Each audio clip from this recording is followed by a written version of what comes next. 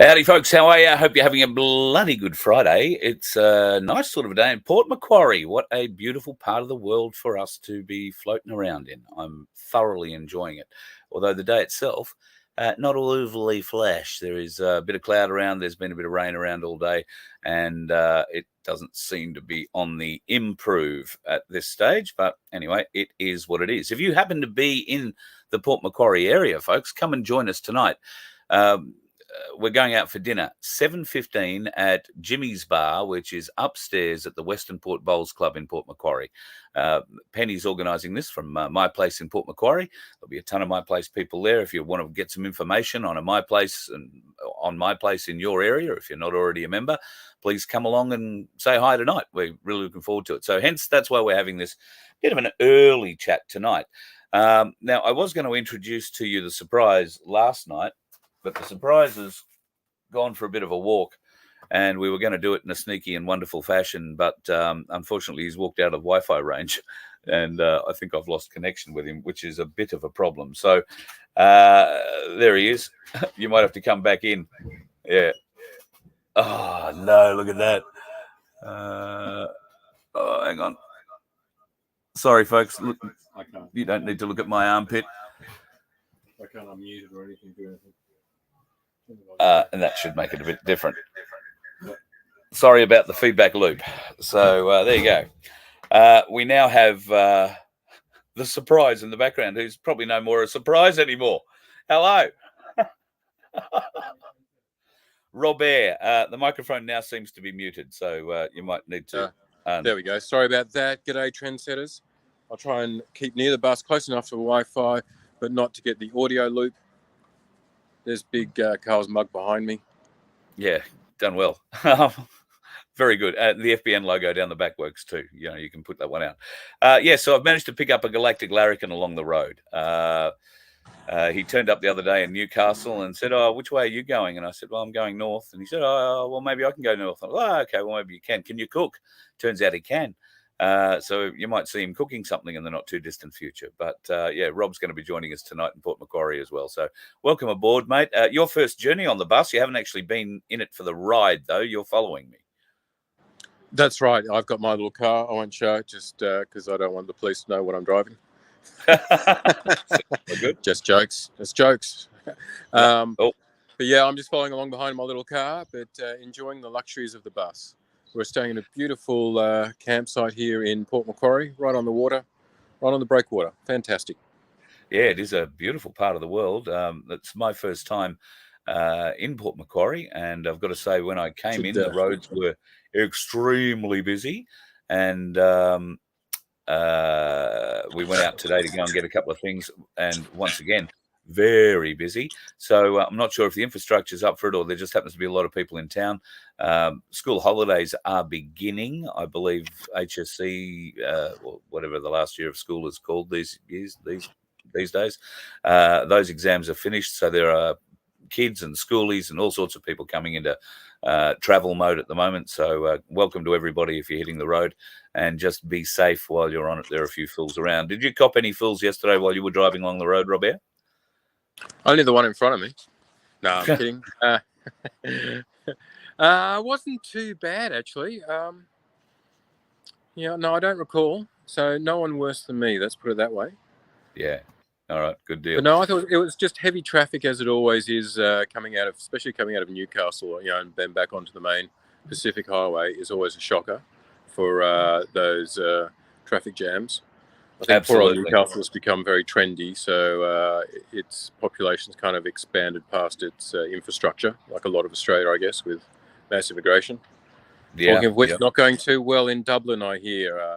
There's a few people objecting to mass immigration, I gather. Yes, there seems to, of course, for those that aren't aware, in Ireland, they've taken in a lot of African immigrants.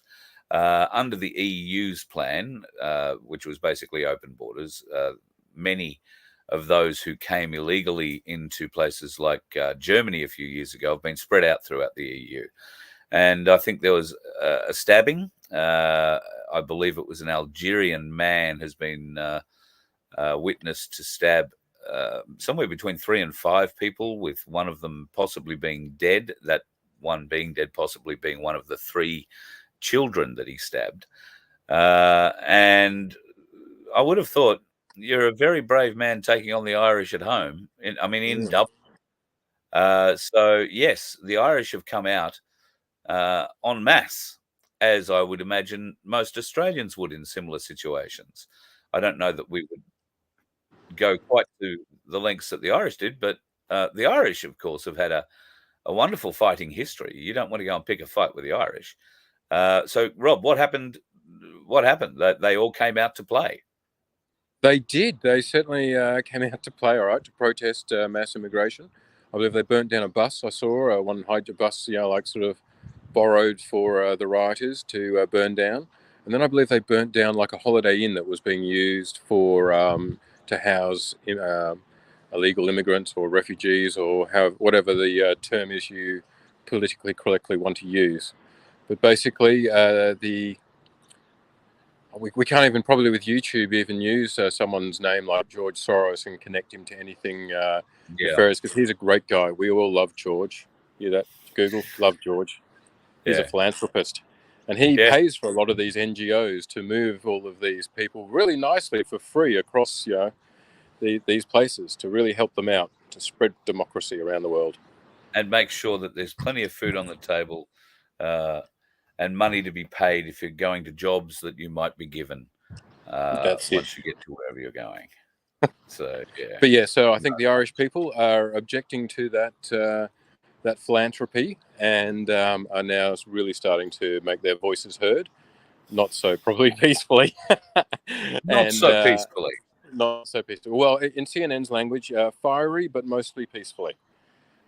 I believe that was their Summer of Love, Black Lives Matter catchphrase. It's fiery, but mostly peaceful. And Dublin is somewhat similar. Very nice. All right. Well, listen, thank you for the International Ireland update. I'll let you come back inside and go back to whatever you were doing. You can turn the phone off, otherwise we'll get a bad loop. And I will keep going. Cheers. Rob, Galactic Larrikin number 2. Galactic Larrikin number 1 is in the chat. Why are you standing in the doorway, Bear? Is the question. I was showing off the bus. I was showing off the logo. Look at that. There you go. See?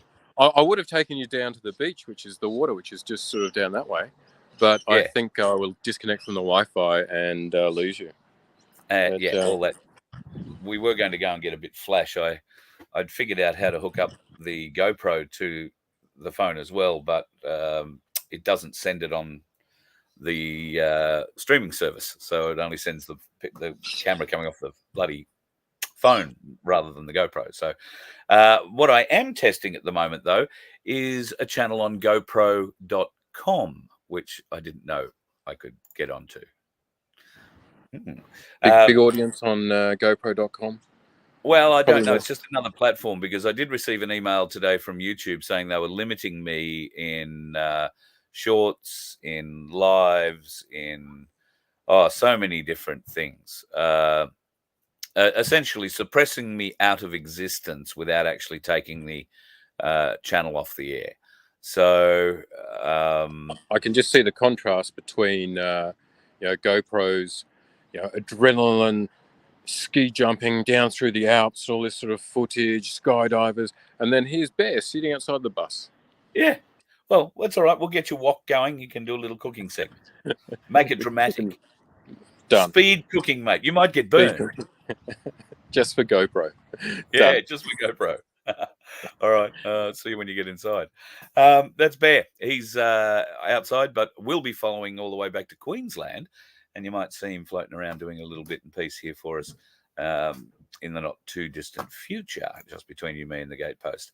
I'm really hopeful of being able to find some sponsors to help us pay him particularly to come and help me with a few things. So it'll make getting the radio station going a hell of a lot faster. And easier too. I can tell you that. Neville Goddard. No, that was just something I didn't need to star. Somebody said I was looking tired recently. I have been looking tired recently. Yes, I have been. My apologies. I've been getting up early and doing walking things and going off and doing other things, meeting people, doing interviews, and predominantly driving. And I've got to tell you, I've talked about this with a few different people because normally driving doesn't really take a great toll on me. I'm used to very long drives. And by very long, I mean, I don't consider I've started a long drive until I've been going for 6 hours. All right. And that's without stopping. So if I do feel drowsy, if I do feel whatever, then of course I pull over, I take a break. Power naps are a real thing, folks. If you don't use them, you're mad. But that was all. That what I'm talking about there is car driving. Driving this is radically different, depending on the kind of road you're on. And it took talking to Craig, a truckie that I met on the Princess Highway just south of Newcastle a couple of nights ago, where I pulled up for the night to have a sleep, and he was having a bit of a sleep, well, getting out of a sleep in his cab, and we wound up having a great old chat. And we were talking about how hard things are to drive these days, or how easy things are to drive. He was driving a big old manual Kenworth, and I'm driving an automatic Ford. But he made a very good point about the back roads, or the roads that aren't the main roads, the main highway roads. And that is, in these big vehicles, you go from maybe 100 steering corrections a minute, just little steering inputs a minute, to 1,000 a minute. And that got me thinking, and it's pretty bloody right.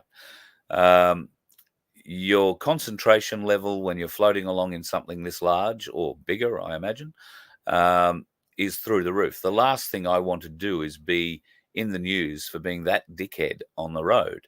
So I don't want to rub up against a tree. I don't want to rub a pole. I don't want to rub another vehicle. I certainly don't want to hit another vehicle, bearing in mind that I do have a bull bar, and a fairly solid one at that. And there's probably a good meter of metal between me and the front of the vehicle. I'm still not going to survive. There's only this much between the outside of the right-hand side of the vehicle and me. So I'm very careful about keeping it placed, but not being a road speed hump. So thankfully now I've come close to 10,000 Ks. By the time I get home, I'll be very close to have driven this thing for 10,000 kilometers. And I'm feeling, I don't want to say I'm feeling confident in it, but I'm less anxious about taking it anywhere other than on a freeway. I had been experiencing, and I still do from time to time, some parking anxiety. And that is because at the moment I don't have the luxury really of doing much reversing. I've got a little trailer on the back, and it is a very reactive trailer given the length of the gooseneck on it. And I need a pretty significant swinging area at the front if I'm going to be backing this thing anything other than dead straight. So it makes it a little harder to back, but if the trailer's off, it's as simple as backing as any other reasonably sized vehicle. And I have cameras all around it, so it shows me just about everything I could possibly hit. Touch wood, haven't hit any of that yet. But all of this does take it out of me. And that's why, particularly on days where I do a lot of kilometers, and in this vehicle, like I would consider a lot of kilometers if I was driving the car, a drive from Brisbane to Canberra. Now, that's something that Laura and I used to do in the car together, and we'd share the driving. Every 3 hours or so, we'd swap over. And we arrive in Canberra fresh as a daisy, I can tell you, after 14 hours. No problems at all swapping drivers like that.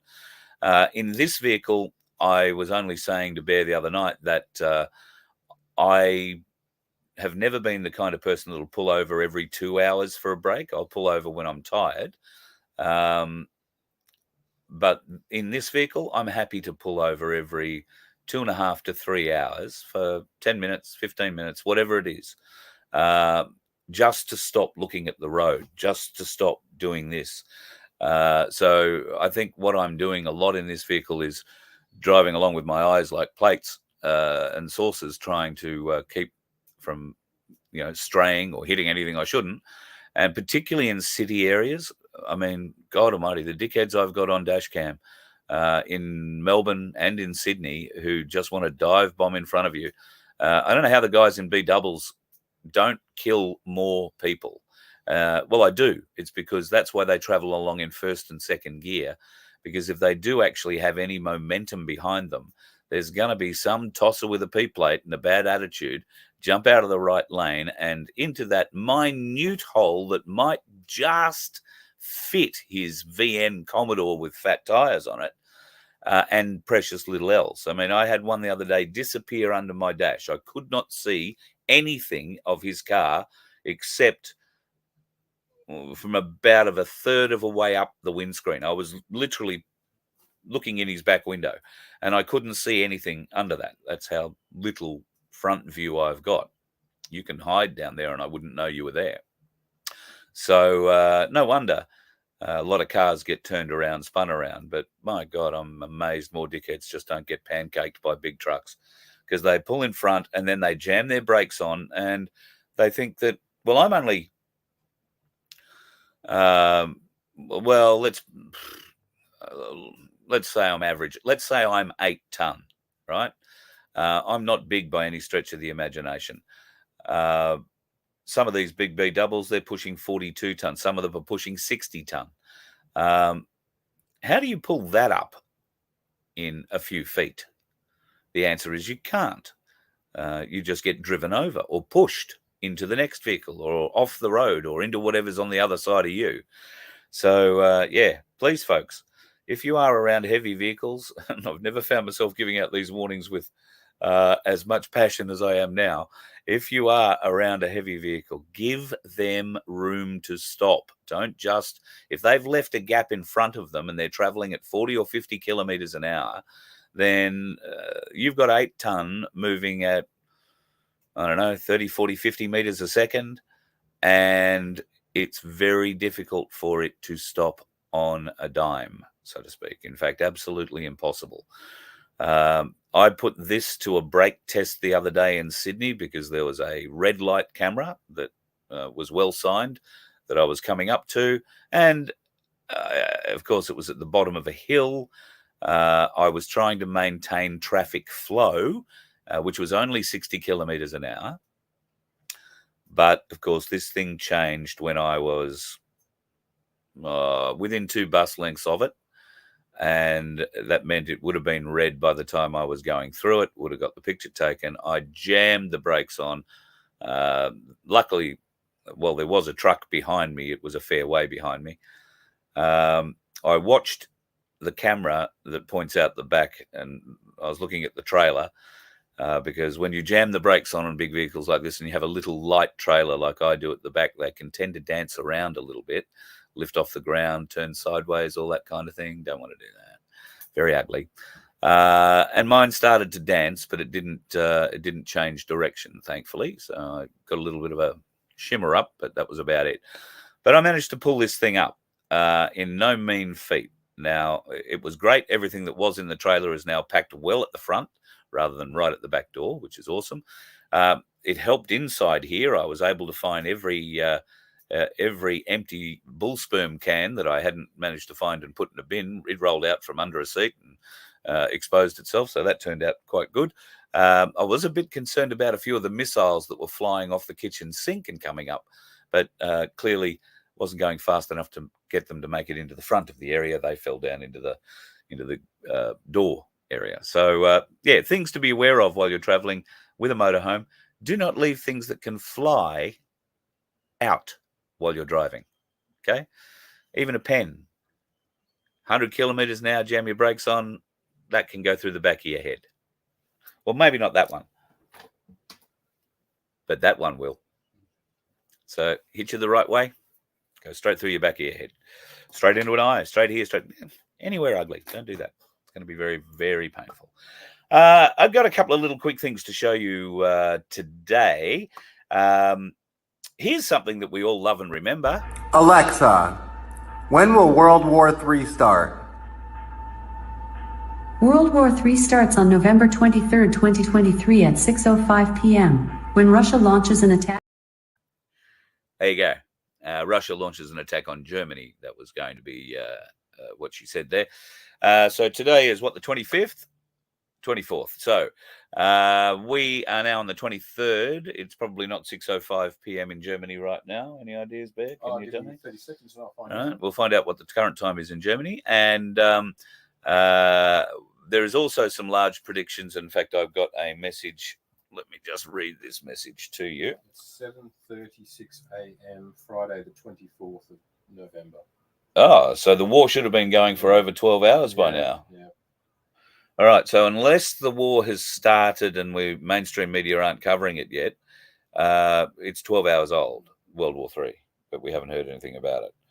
I forgot now what I was looking into. Maybe 11 if the AI didn't account for daylight saving. Maybe 11 if the AI didn't account for daylight saving. Very true. So we are, though, getting messages about something happening on the 24th. Let me just read you just one message that was sent to me, which I think was copied through by some others. If I can find the bloody thing. I can't find the thing. There was quite a message relating to the 24th of November, and it was a message to the Patriots. So here we are. Got it. Sorry. Everything connects to tomorrow, meaning the 24th. A big and important day for the world. Please organize everything that is necessary. Only tell your friends and family that you love them, and everything will be fine. Not only is Israel, there are no classes on Fridays all over the world. Tomorrow is the 24th. The POTUS always said we'll be back on the 24th, and in November there will be something very big. Pray as much as possible because God loves everyone. The prayers help it a lot. It will be a biblical event of a magnitude you have never seen or experienced. Be prepared. Anonymous, Freedom 17. So big predictions for the 24th. Today is the 24th. I don't think too much has happened here, but we're not really, I think, playing a lead role in the dates at the moment. So we'll see what happens tomorrow. And if something happens, well, something will happen. We will have a show on tomorrow night. Bear's going to cook dinner. I think that's the story I'm going to tell anyway. Do you know this about debt? You'd borrow money into existence, two things occur. The debt is created and the money is created. You don't do one without the other. Let that sink in. Have a listen again. You'd borrow money into existence, two things occur. The debt is created and the money is created. You don't do one without the other. Very interesting. That is the debt trap we have been in all our lives. That is how the central banks control us, and that is why gold and silver is so important to not only us, but to other countries. Now, a lot of other countries, the Dutch amongst the latest, have balanced their books with gold and silver or precious metal deposits. They've balanced that against their GDP. That means that should the fiat system go tits up, they will have the precious metals to back what it is their economy is pushing and working on. They're not the only ones. Egypt, of course, is a big member of BRICS. Now, Bear and I have been talking a lot today about Israel, about Palestine, and Egypt. And one of the interviews that I've recorded does refer in great detail to what's actually happening in Egypt at the moment, and the fact that the political parties in this country, even parties that aren't parties, are not standing up for the Palestinians. He felt so strongly about it, in fact, that he has quit A1 because of it. I've got an interview with him. We'll have a chat, but he brings up many things in this interview, and we've been looking at it today. I was trying to have a chunk of it for you tonight, but It really requires a lot more attention to detail. You'll enjoy it more, and I'm going to need to put in some extra pictures so that you can gain a little bit of an insight into what we're talking about. I'm going to show you a couple of those pictures now. This is the Order of Quetzalcoatl or Quetzalcoatl. What is that? Well, maybe you can go and get ahead of the mark and start looking that up. You might also ask yourself what that is and why it's involved and what that is. All right, now there's some very interesting things to do with all of this, and a lot of it revolves around Q. Q. So this interview that I did does make some very interesting claims about the whole Q PSYOP, and that's what we are going to call it, because whether it's a good or a bad one, it's still a PSYOP. It's got people thinking and motivating and moving. So there is a lot to talk about in that interview. This particular person has called out Q, doesn't believe that it is a good PSYOP, in fact calls it out as a Masonic PSYOP, and goes into great detail explaining how and why that is the case. So stick around. We're going to edit that and have that for you in the coming days. It will be a very interesting interview that many of you, I think, will find exciting, disturbing, disheartening, or possibly, I don't know, positive. We'll wait and see. I'm not saying that it's all real or whatever. I'm just saying this bloke has a very interesting take on what's said. And as part of that interview, he has brought forth, he's somewhat of a collector and collects a lot of stuff. He's brought forward an artifact that I was amazed that he had in his collection.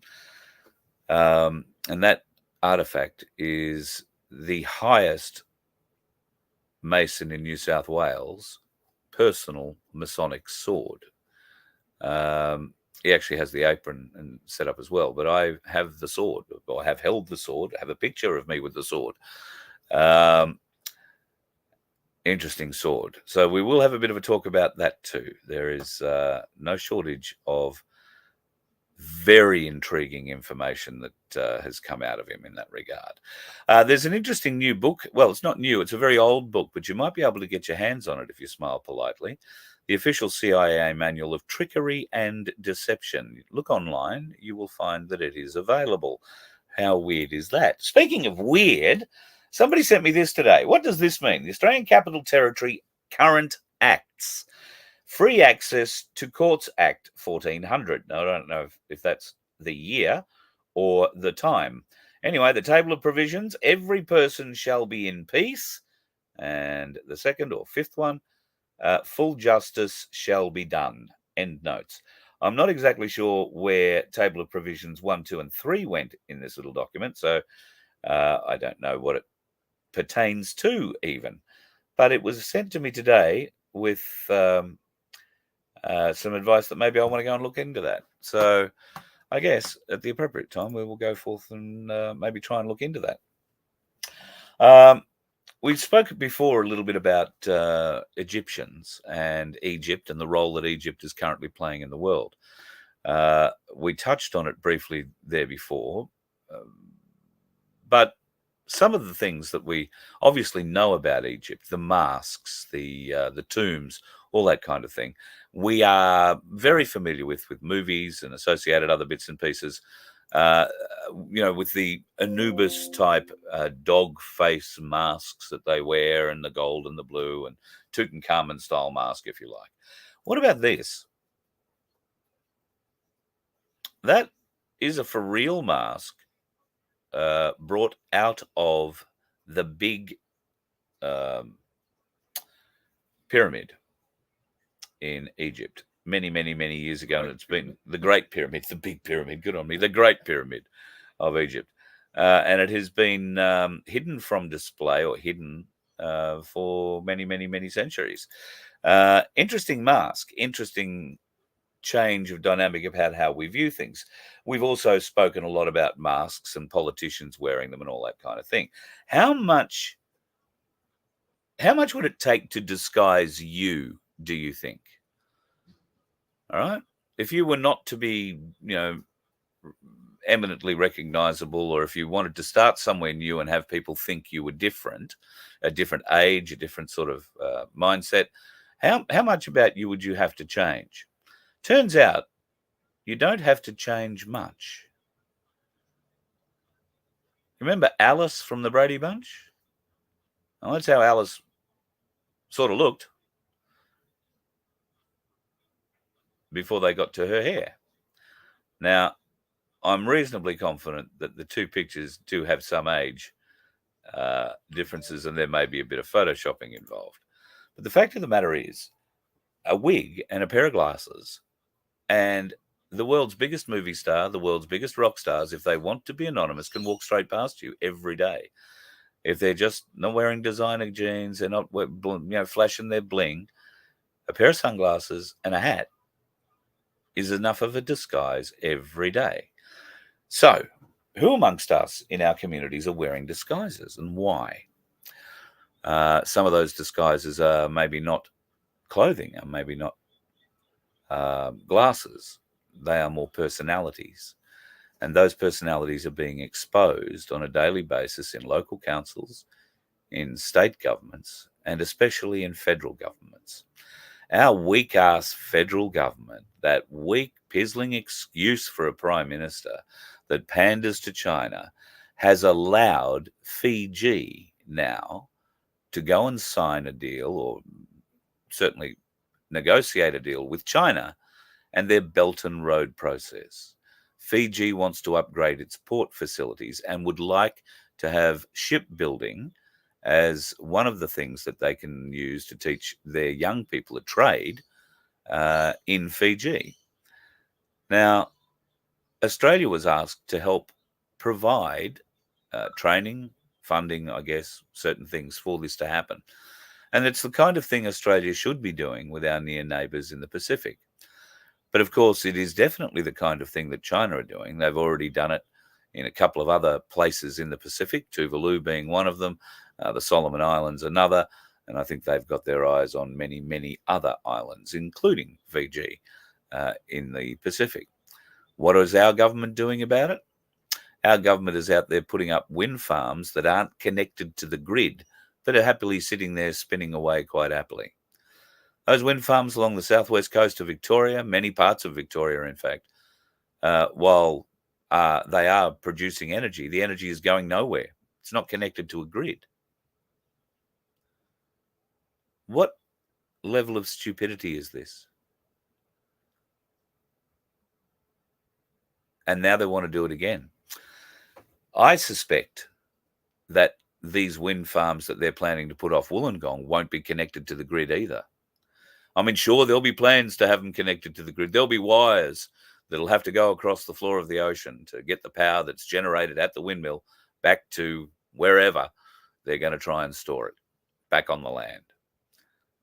But I'd be very surprised if there's anything in those cables, because it's just the amount of power that they add back to the grid doesn't make it cost efficient enough to actually do it.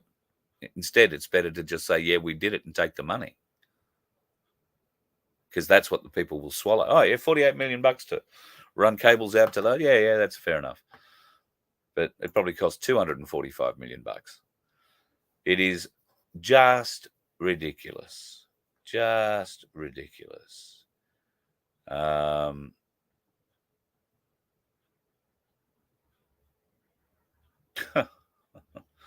Yeah, right. No, North, I've got no interest in talking. I got no interest in talking to you. If you had anything interesting to say, you would have contacted me. Not like you are. So, no, mate. We have nothing to talk about. Trust me.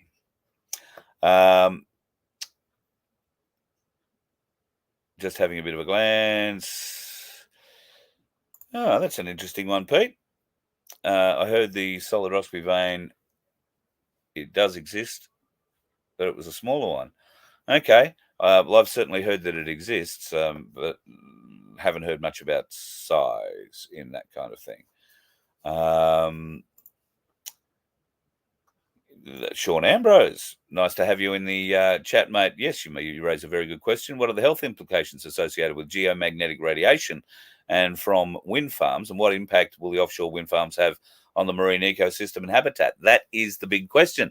And in fact, one of the big questions is for the cray farmers, cray fishermen. Because of the geomagnetic implications of these big fans over the ocean, the crustaceans particularly, but all marine life is susceptible to electromagnetic interference. Whales get confused very easily and wind up in places they shouldn't, like on beaches. Same for dolphins.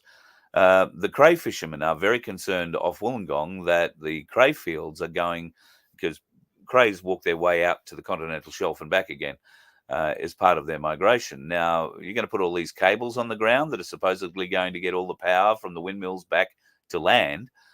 You're going to be interfering with the migration and make it a lot harder. It's not like these crays travel 10 kilometres a day. They move very, very slowly over months and months and months and months. But with the laying of cables comes new habitat that will grow on those cables. New things may or may not be attracted to it, depending on how much electromagnetic radiation or energy is being put out of the cables, much less out of the windmills. So it could wind up being a completely barren area that scares every living creature away, as we suspect, which won't be a bad thing, because when those bloody windmills start leaching their 6,000 litres of oil into the ocean, hopefully there won't be too many marine animals around to suffer from it. Unfortunately, because there is a restriction placed on anybody with a boat, you're not allowed to go near any of these windmills that are out in the ocean, then who's going to find out that they're leaking 6,000 litres of oil into it? Oh, well, yeah, I guess the company that put them up would have a sensor that would say, oh, hey, listen, it's caught on fire. 2 of the 3 fans have broken off the big windmill and are now sitting in 500 feet of water off the Australian coast. Oops, now the transformer's blown up. So it's fallen off, and now the whole thing's toppled into the bottom of the ocean. All right, so it's not 500 feet down. Let's say it's 100 feet down. Who cares how many feet down it is? It's got to get recovered. Or is it? Or is it? And what damage is it going to do when it does?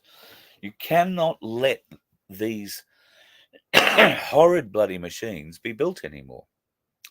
Do you know, in the life of one of those windmills, it will never produce enough power to produce itself. All right? Those things cannot produce enough power in their lifetime to equal the amount of power it cost to produce them. How inefficient is that? And yet we have all these happy clappers running around thinking, oh, aren't we doing such a great job with the bloody windmills? Yeah. Mentally ill, Adam. Mentally ill attempting to walk you amongst them. Ain't that the truth? Love the way you put that, mate. That's, very true. All right. So, some bit of fun all around at the moment. So will tomorrow, the 24th, be anything in America? I don't know. We will wait and see. Of course, if there is going to be some kind of a financial shutdown, we always said it would be on a Friday. Maybe you want to go out and get a bit of cash out if you haven't got some. We have been telling you go and get some gold and silver. Point will come where you may have missed that boat, but hopefully not yet. So, and if you have bought anything, particularly through Ainsley, then you know that you're covered from the moment you buy it online to the moment it turns up in your hand. You're covered, and once you've got it in your hand, well, fingers crossed in the next week or two, it'll be worth a few more bucks to you. That would be very nice.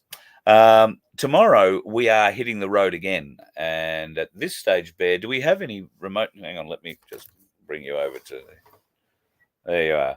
At this stage of the game, do we have any remote ideas of where we might be having dinner tomorrow night? No. No. You hadn't thought about it at all? and you're the chef. Did you say what we're having or where we're having it? Oh, I know what we're having. There'll be steak involved. Oh, but where we're having it? Where we're having it. Coffs Harbour, I was hoping. Somewhere Oh, near the okay. beach, somewhere nice. Somewhere, Coffs near the beach? Yeah. You said you knew somewhere north of Coffs? Woolgoolga. Woolgoolga? Come from Woolgoolga. I used to, that's, I've never been to Yamba, so... Yamba? Yamba? Yeah, that's all beautiful area. Yeah. Maybe Anyway. whack in the comments, where do you think? What's your beautiful spot? Let us know, folks. Where you can get a big bus. Where we can get a big bus, more particularly where we can get it out of again. That's what I was saying. I get some anxiety still driving this thing around in little narrow areas. It can become quite painful. You've got claustrophobia. Who would have known? Claustrophobia, yeah. Who would have known? Squeeze. And sometimes where the bloody GPS takes you on this thing, it drives you up some narrow little streets with cars parked on either side. And if you remember the first Beverly Hills Cop movie, the first scenes out of that Beverly Hills Cop movie is a truck out of control driving down a street and absolutely poleaxing these cars. They're just disintegrating when this truck hits them. That's sort of what I feel like sometimes driving down narrow streets. And I know it wouldn't be that bad. All those vehicles had their chassis removed out of them. That's an old movie trick to make a big car crash look better. You take the chassis out of the car. Yeah, that's what it feels like when you've got cars this close to you.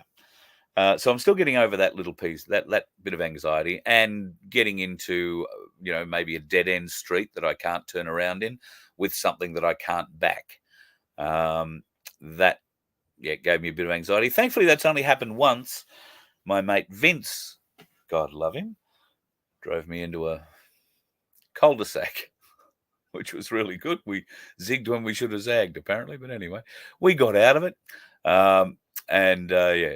That's the kind of anxiety that I suffer from driving this thing. And it does wear me out.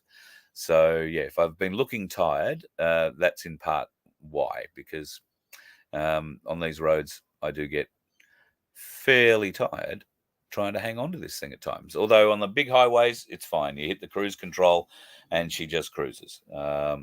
And speaking of cruising, the hydrogen figures for the last tank of fuel. So that tank of fuel was Nowra to Jervis Bay, back to Nowra, to Wollongong, to back nearly to Nowra, and then back through Sydney, all the way here to Port Macquarie, 650 something kilometres, and averaged 30 kilometres per 100 k's of fuel off the hydrogen. Pretty impressed with that, considering that the drive from Nowra to Sydney is very hilly. Thank you to my friends who said, no, I don't think it's very hilly at all. Well, it's not in a car, but it is when you're traveling in something like this.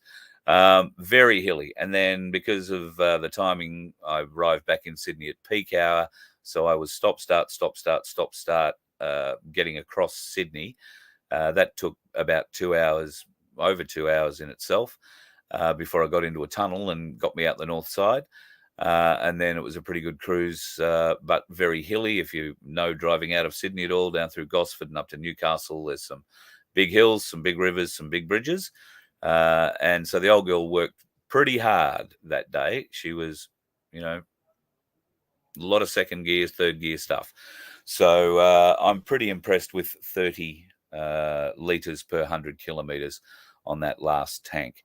We're filled up again. Tomorrow we'll hit the road. In theory, I think I've probably got enough now to get back to, well, certainly to Queensland, maybe not quite enough to get home.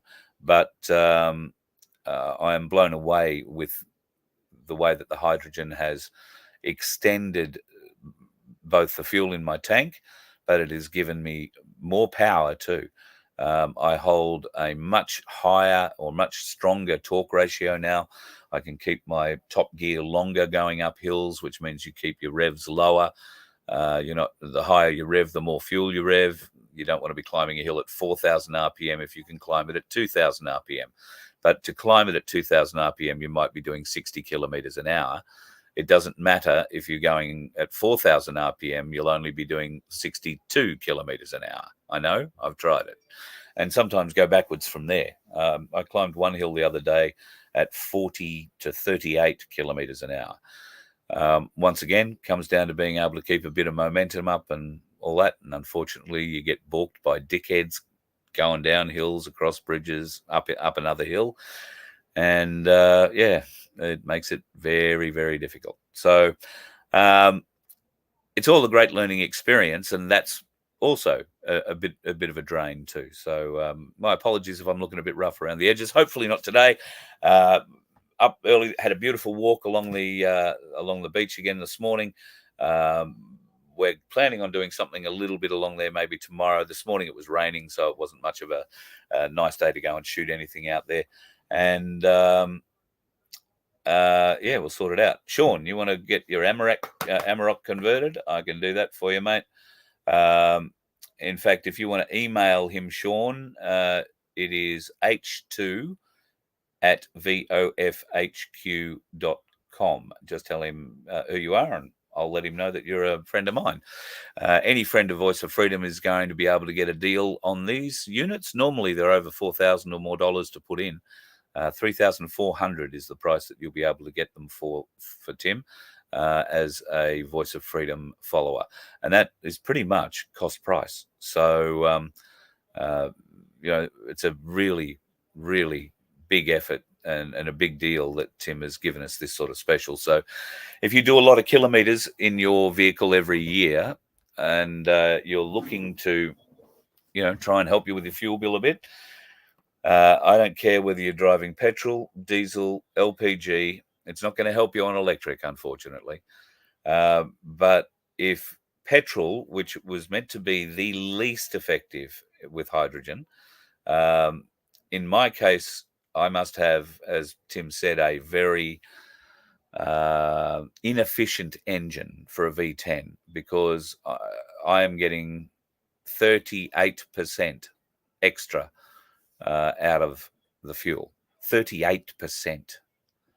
It's staggering, and the only reason it can do that is because the hydrogen is burning fuel that is left over in the cycle, right? The hydrogen doesn't add anything else except a bit more down pressure on the power stroke, and it can only do that by burning all the particulates that are left over in that power stroke after my engine clearly isn't burning it enough. I'm throwing fuel literally out the exhaust pipe. With the hydrogen, that doesn't happen. The hydrogen burns at 1,300 odd degrees, I think, or more, and nothing is left behind in the compression stroke. So if you're doing a lot of kilometers, you've got big vehicles, I urge you to get in contact with Tim and discuss it. All right. It could save you thousands upon thousands of dollars a year. But in one case, I don't know if you saw the other day, I've been talking to a guy who owns contract header business. He pays $18,000 a week in fuel at the moment, and he's not even busy. Well, based on these figures, he could save as much as $8,000 or $9,000 a week. I mean, it's staggering, absolutely staggering. And that money is much better in your pocket than anyone else's. So h2@vofhq.com if you're at all interested in getting yourself a hydrogen system. I can tell you, if you haven't seen the pictures, it's probably a little difficult at the moment to show it to you because it's sitting right down there beside Bear. Give us a point, Bear. It's right down there. Yeah. It's just some very simple, very small, couple of nice silver canisters. They're stuck to my wall. Hose goes out of there into the motor, into the airbox. I'm going to cough again. Pardon me. And then it mixes with the airflow coming into the motor. People seem to think that, you're running on hydrogen. Hydrogen is water. It comes from water. It's a gas that comes out of water. So I filled up my hydrogen today, didn't I? And I put 250 mils of water in it to fill it up. So that will take me now, plus what's on the rest of it that's in there. So there is a little bit under a litre in my hydrogen bottle, if you like, the water bottle, a little bit under a litre, and I get over 3,000 kilometres out of that 1 litre of demineralised water, which I bought at a supermarket, 2 litres for $2. So for a $2 investment that I put in at 500 mil at a time, I'm blown away. JJ, your horse won't run on hydrogen. Yes, JJ, your horse will run on hydrogen. It'll require a balloon and something to pin it to its tail and a small flame. But once you pop the balloon, your horse will run. I have absolutely no doubt about that. Probably not the wisest idea, just between you and me. I do know I won't mention any names, but I know a bloke who invented a hydrogen machine. And he thought, best find out just how interesting this hydrogen thing could be. So they filled a garbage bag with hydrogen and tethered it up on a rope up high on a shed, and then put a burner or a flame on a big stick, and they raised that stick up and set it off. There was a big bang. A number of windows broke. Lots of people came over to see what had blown up. And that was with what would have amounted to have been less than 2 or 3 litres of hydrogen. So yes, in the wrong hands, you could probably do stupid things with it, but it is very hard to do something stupid with it. And that vessel that makes the hydrogen has no pressure in it. So it's not a pressurized vessel. If it was to blow up, it would just turn off beside me. It's not going to blow me up. If there were to be some sort of problem with the hydrogen, it would be in the ignition system when I start the vehicle, and that is because my solar is wired in a really interesting and weird way into this vehicle, so that the solar is forever charging both the house batteries and the truck battery. Now, somebody with much more electronic knowledge than me can try and explain that to you, but that basically means that the circuit they would ordinarily use to put a hydrogen unit into your car is compromised because it's always got power going to it. So mine doesn't have power going to it all the time. Yours won't either. Mine, though, is wired into my ignition key and into the on position of the ignition key. So I can turn the key to start the vehicle. It will start on petrol only. And, when you let go of the key, it springs back into the on position. Well, that's where my hydrogen unit starts counting. And after 6 seconds, then it turns on. Now, the reason that it has that sort of delay, if you like, before it turns on is because sometimes the old girl doesn't like to start on her first kick, if you like. So I'll turn her over. She'll start, go, oh, I don't really want to do that, and then stop again. So I can have that happen all within that 6 seconds, and there's no hydrogen in the system. What I don't want it to do is do that after I've had it running, and if it just dies, my key is still in the on position, and that means that I would still be feeding hydrogen into the system. And if the system isn't running, that hydrogen will build up inside the motor, and the moment I do turn the key and add a spark to it, there will be a bang, and it could be a considerable bang. So that's why my system is wired up the way it is. It's almost idiot-proof, and I say almost because I am the idiot we're dealing with here, and I can push the boundaries sometimes. Who else is here? Oh, hey, look out. The personal trainer is in town. I have something to show the personal trainer. I just need to move a few things down here. A few things to show. Let me begin. All right. I'm going to show you what I'm having for dinner tonight. You ready for this? The first thing I'm having for dinner tonight are raspberries. Really nice raspberries. The second thing I was going to have for dinner tonight was strawberries, but Bear's eaten them all. I did eat most of them. Yeah, he hooked in. They're better than the raspberries. Yeah. And the third thing that I'm going to have tonight